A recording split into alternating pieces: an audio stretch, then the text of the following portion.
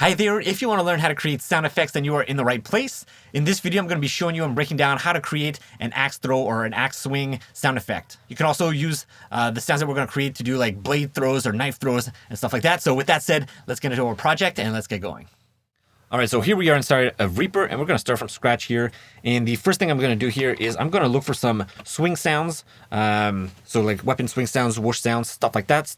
Sounds that you can swing in front of the microphone. So I've already created a few of these, so I'm just going to see if I can search for some that I can use here for the axe throw.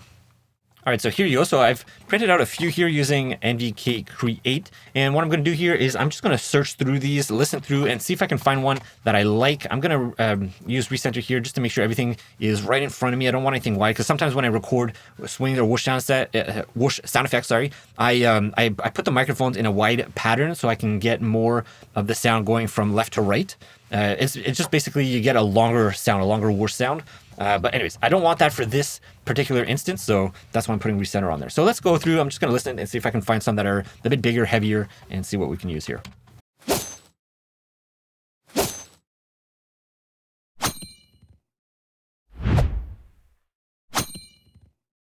All right, so I already found one really quickly right here.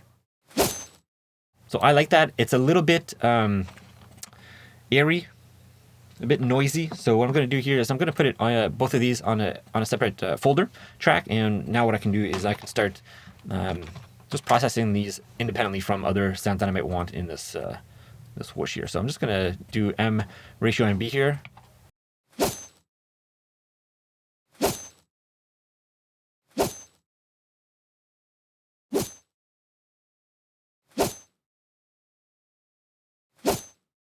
Okay, so I like that. I also like the ring that you have on this layer right here.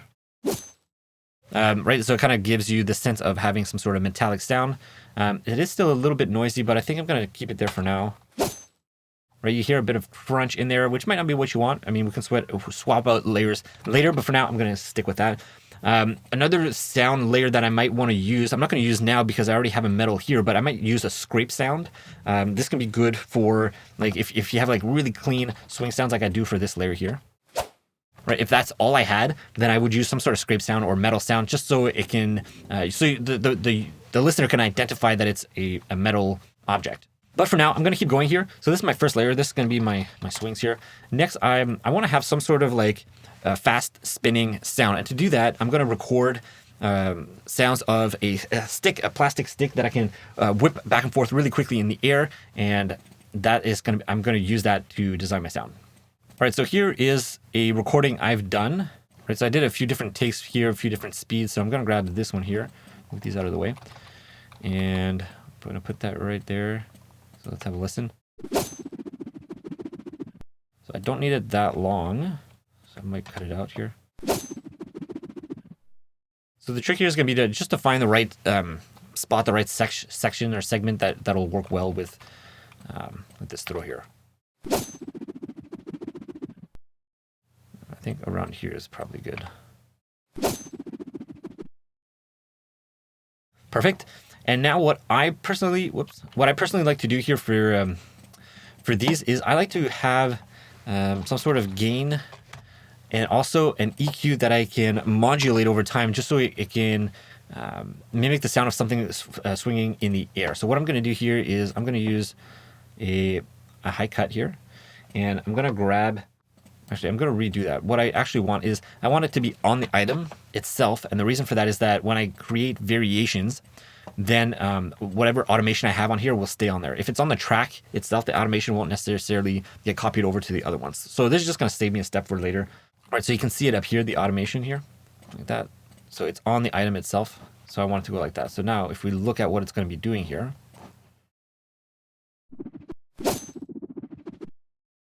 right, so it's going to come down and up. Now, this is a bit too much here.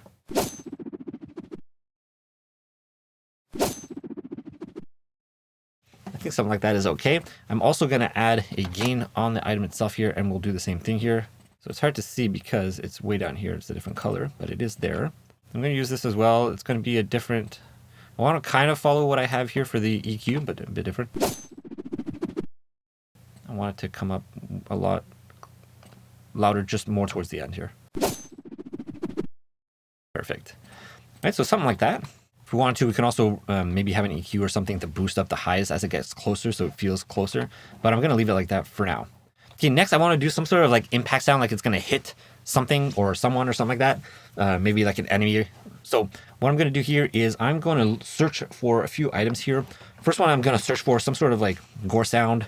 This is going to be good just for identifying that it's hitting something and it's hurting them, right? So that's what I'm going to look for right now. All right, so here I got a gore sound. I'm just going to put on recenter here. So let's listen to what we have. So it's okay. Not a huge fan of the frequency balance here, so I'm going to try to fix that up a little bit.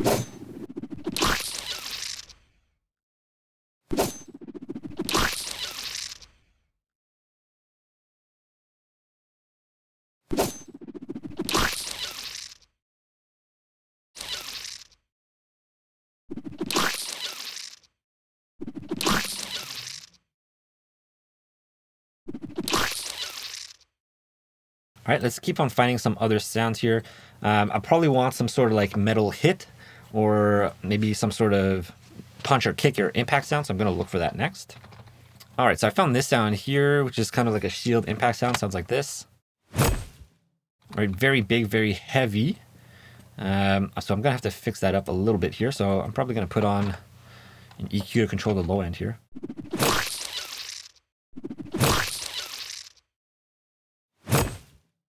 And the thing too is maybe I want to offset these a little bit here.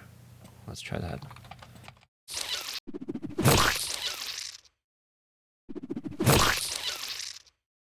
Does sound like there's some sort of resonant frequency, so I'm going to add Sooth 2 to see if I can spot that.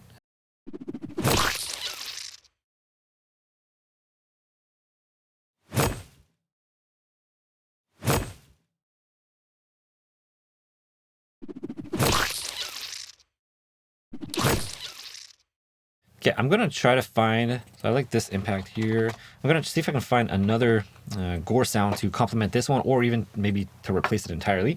Because I still feel like we're missing extra weight or extra goriness or attack or squish or something to that sound. Okay, so this one is kind of a liquidy one, just to add at the end here, like the blood dripping or something. That's what that sounds like. Okay, let's listen to what we have so far here.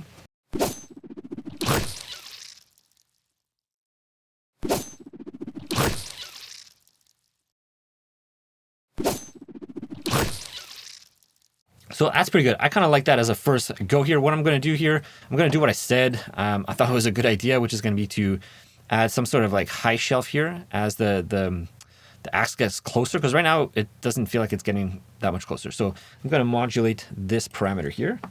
So I'm just going to grab that here, and I'm just going to increase that as it gets closer to the listener. It's going to go up here.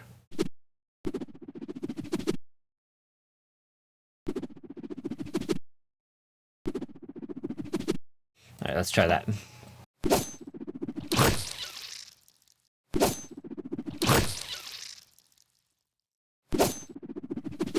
So I'm going to try to see if I can bring it a little bit sooner, up a little bit sooner, because right now I don't hear it because of the impact.